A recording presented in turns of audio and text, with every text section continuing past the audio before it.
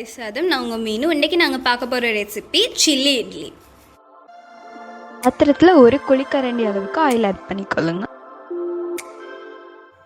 Okay, இதில் கொஞ்சம் தாளிக்கிறதுக்கு தேவையான அளவு சோம்பு ஆட் பண்ணுங்க. கருவேப்பிலையும் கொஞ்சம் தாளிக்கணும்.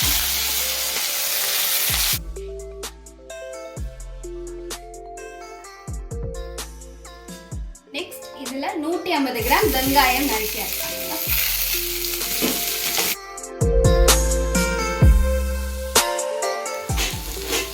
நெக்ஸ்ட் இதோட 50 கிராம் தக்காளி ஆட் பண்ணுங்க.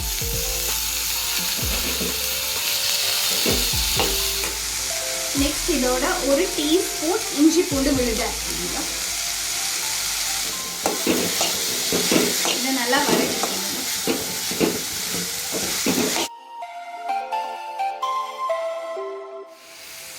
நெக்ஸ்ட் இதோட 10 பச்சை மிளகாய் ஆட் பண்ணுங்க.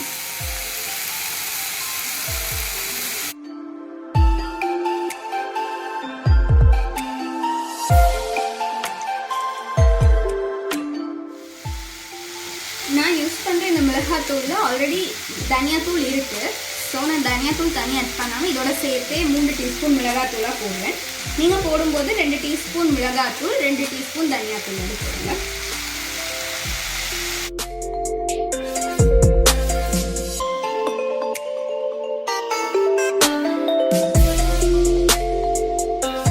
நெக்ஸ்ட் இதில் 1/2 டீஸ்பூன் மஞ்சள் தூள். இதில் 10 இட்லியை சின்ன சின்ன பீசஸாக கட் பண்ணி பொரிச்சு எடுத்து வச்சுருக்கேன். அதை ஆட் பண்ணுங்க.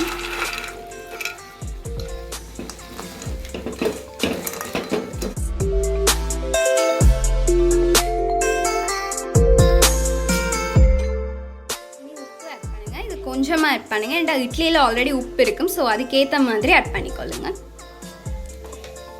சில்லி இட்லி ரெடி ஆகிட்டு இனி நாங்கள் இதை ஒரு பிளேட்டுக்கு ட்ரான்ஸ்ஃபர் பண்ணிக்கொள்ளலாம். நீங்களும் இந்த ரெசிபியை கண்டிப்பாக உங்களோட வீட்டில் ட்ரை பண்ணி பார்த்துட்டு எப்படி இருந்துச்சுன்னு சொல்லுங்கள்.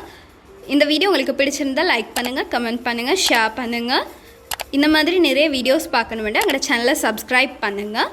இன்ஸ்டன்ட் நோட்டிஃபிகேஷன்ஸுக்கு பக்கத்தில் உள்ள பெல் ஐக்கனை கிளிக் பண்ணுங்கள்.